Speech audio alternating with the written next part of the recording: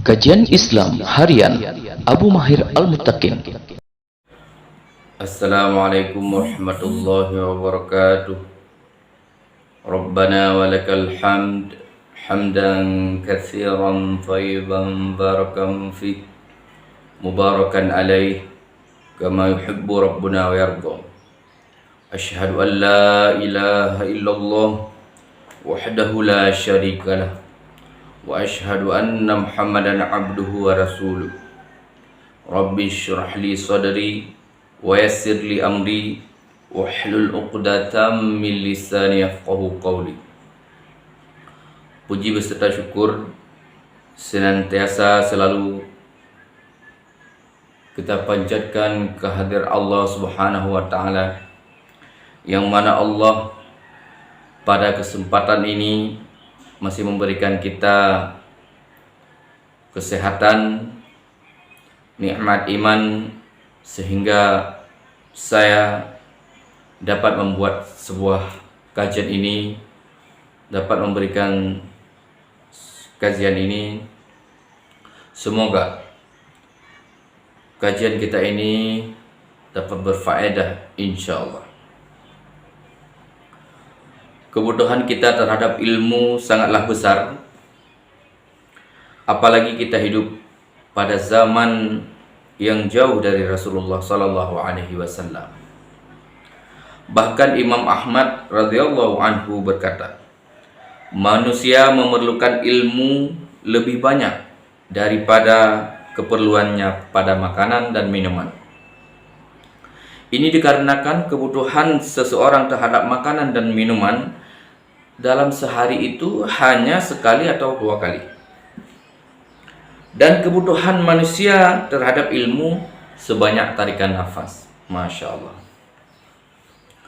Oleh karena itu, saya ingin mencoba mengisi hari-hari kita umat Islam dengan beragam ilmu din yang praktis. Pilihan materi kultum yang saya sajikan secara variatif, pilihan temanya mulai dari akidah, ibadah, muamalah, hingga pernikahan. Dengan memuat tak kurang dari 300 tema pilihan insyaallah. Harapannya dapat menemani kita semuanya dalam beramal setiap harinya secara istiqamah selama setahun insyaallah. Selain dari praktis, kajian ini diperkuat dengan dalil sahih pilihan baik dari Al-Quran maupun As-Sunnah, sehingga kajian ini juga layak dijadikan media rujukan dalam beramal dan beribadah insyaallah. Di antara sekian kelebihan yang kami tawarkan dalam kajian ini adalah ringkasnya materi, sehingga memudahkan kita semuanya para thalibul ilmi dalam menyampaikan ataupun mendakwahkan nanti apa yang sudah kita ketahui. Kajian ini juga nantinya bisa sahabat Abu Mahir semuanya terapkan di tengah-tengah keluarga antum semuanya, di perkantoran maupun ceramah-ceramah singkat di masjid insyaallah. Semoga kajian ini dapat menerangi hari-hari kita dengan cahaya ilmunya dan menjadi pelepas dahaga bagi hati yang haus akan ilmu syar'i insyaallah. Adapun materi ataupun tausiah ini saya kutip dari karyanya Dr. Rashid bin Hussein Al-Abdul Karim. Beliau merupakan penulis kitab dari matan ataupun kitab aslinya, yaitu materi pengajian setahun insyaallah. Harapan kita kajian ini menjadi inspirasi ceramah bagi para thalibul ilm, menjadi kultum harian di masjid, berikutnya menjadi tausiah di perkantoran, atau bisa saja dibacakan di tengah keluarga kita. Amin ya rabbal alamin.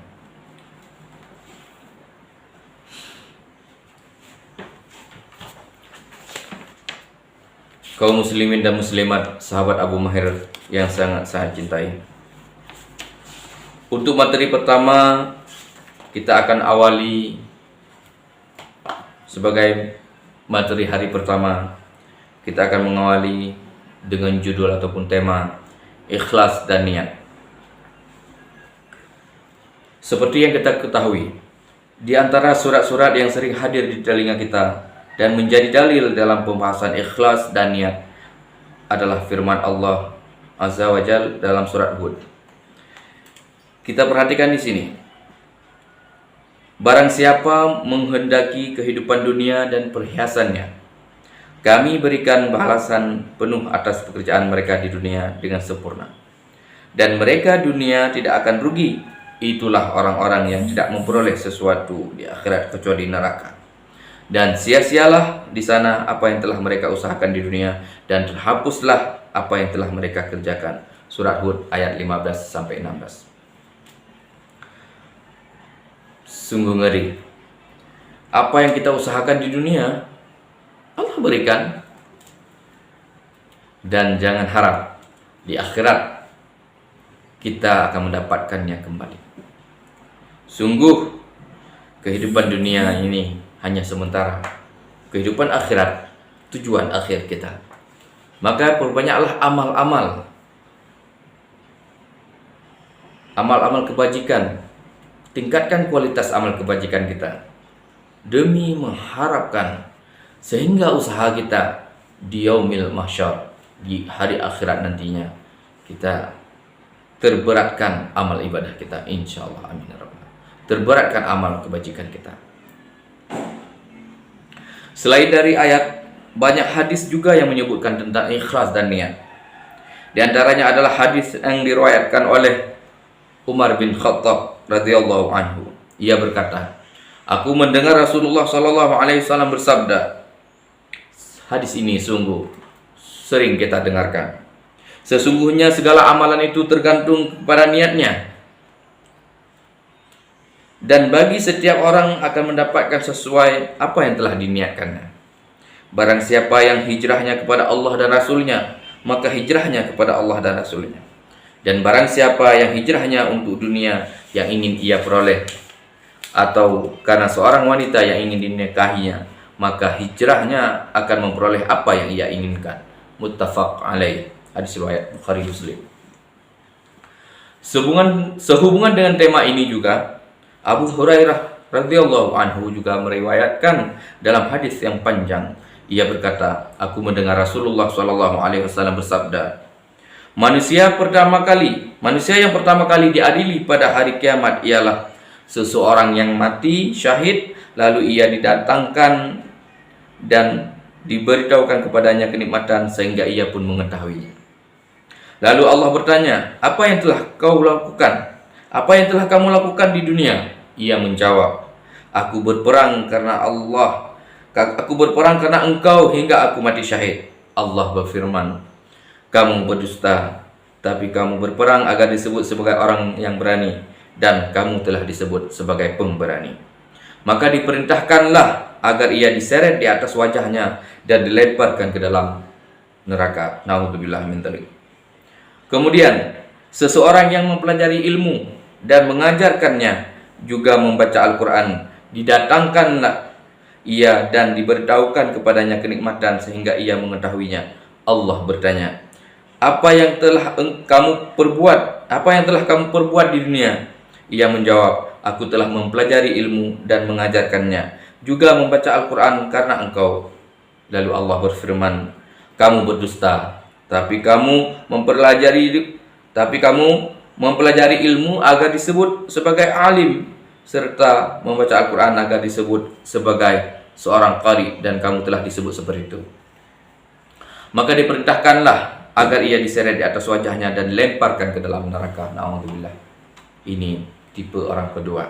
Dan tipe orang ketiga yaitu kemudian seseorang yang diluaskan rezekinya oleh Allah. Orang kaya, dia memberinya dari beragam jenis harta. Lalu didatangkan dan diberitahukan kepadanya kenikmatan sehingga ia mengetahuinya. Allah bertanya, apa yang telah kamu perbuat dengannya di dunia? Apa yang sudah kita perbuat dengan harta yang kita miliki? Lalu ia menjawab, aku tidak meninggalkan satu jalan pun yang engkau senang jika di dalamnya diinfakkan hartanya, melainkan aku infakkan harta bendaku di jalanmu. Lalu Allah berfirman, kamu berdusta, tapi kamu melakukan itu agar kamu disebut sebagai orang yang dermawan. Tapi kamu melakukan hal itu agar kamu disebut sebagai orang yang dermawan, dan kamu telah disebut seperti itu. Maka diperintahkanlah agar ia diseret di atas wajahnya dan dilemparkan ke dalam neraka. Inilah 3 tipe manusia. Yang pertama diadili di hari kiamat. Yang pertama tadi, orang mati syahid, tapi dia niatnya ingin disebut sebagai orang pemberani. Lalu yang kedua, orang yang berilmu, membaca Al-Quran, dia tidak meluruskan niatnya dengan ikhlas, malah dia ingin dianggap seorang yang alim, orang yang bagus bacaan Al-Qurannya.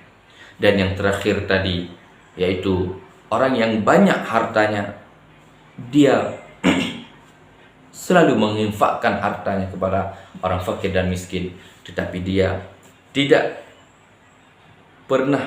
sering-sering, dia selalu menyebut apa yang telah dia berikan, menyebut pemberiannya, sehingga Allah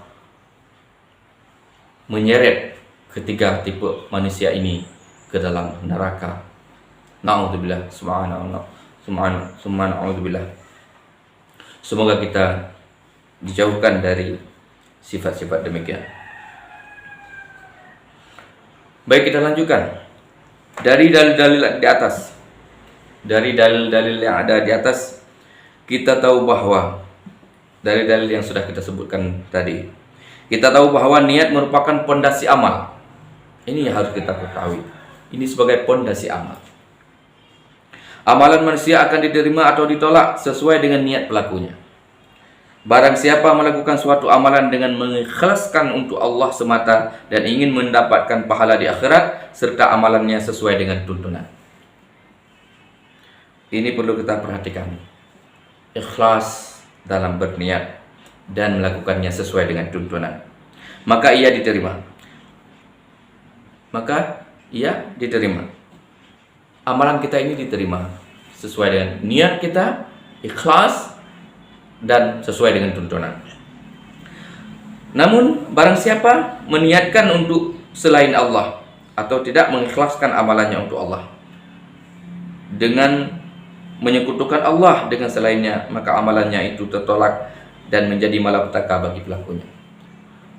Seperti yang tadi,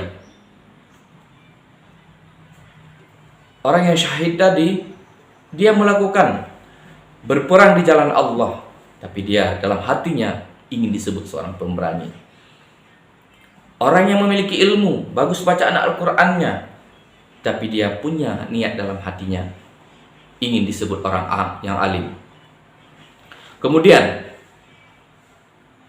tipe manusia ketiga tadi, dia seorang orang yang kaya, dermawan, tetapi dia tidak pernah untuk tidak menyebut-nyebut pemberiannya, sehingga dapat menyakiti perasaan orang-orang miskin, orang-orang fakir. Baik, dan ini akan menjadi malapetaka bagi mereka, karena niat mereka bukan lillahi ta'ala, bukan karena Allah subhanahu wa ta'ala. Marilah kita terus memperbaiki niat kita, meluruskannya hanya kepada Allah azza wa jalla. Sebagai kesimpulan dari dalil-dalil di atas dan penjelasan singkat ini, dapat kita ambil beberapa poin penting di antaranya. Yang pertama adalah salah satu syarat beramal ialah ikhlas. Apa yang pertama? Ikhlas. Yaitu hanya memaksudkannya untuk wajah Allah azza wa jalla. Tidak ada yang lain. Tidak untuk diperlihatkan kepada manusia, tidak untuk dinampakkan kepada manusia, tidak untuk disebut-sebut, disanjung-sanjung oleh manusia, tapi kita mengharap wajah Allah azza wa jalla. Kemudian yang kedua, pentingnya keikhlasan, karena amalan tanpa keikhlasan akan menjadi malapetaka bagi pelakunya. Ini contohnya 3 tipe manusia yang sudah kita sebutkan tadi. Terus berikutnya yang ketiga, bagusnya suatu amalan tidak menjadi jaminan diterimanya amal. Bagus amalan kita, tapi bukan jaminan diterimanya amal ibadah kita. Kenapa tadi? Karena niat ataupun keikhlasan tidak tertanam, tidak tertancap dalam hatinya. Dan yang terakhir, wajibnya membenarkan niat dalam setiap amalan dan bersungguh-sungguh melakukannya. Wallahu a'lam bishawab. Subhanakallahumma bihamdika asyhadu an la ilaha illa anta astaghfiruka wa atubu ilaik. Wassalamualaikum warahmatullahi wabarakatuh. Demikian kajian singkat ini tentang ikhlas dan niat. Insyaallah kita akan berjumpa lagi di kajian-kajian berikutnya. Jangan lupa like, subscribe, dan dukung terus channel-channel kami. Dukung terus video-video kajian-kajian kami. Semoga menjadi manfaat, menjadi mauizah, menjadi iktibar, sehingga memperbanyak khasanah ilmu, keilmuan kita dalam ilmu agama Islam. Amin ya rabbal alamin. Demikian saya akhiri sekali lagi. Wassalamualaikum warahmatullahi wabarakatuh.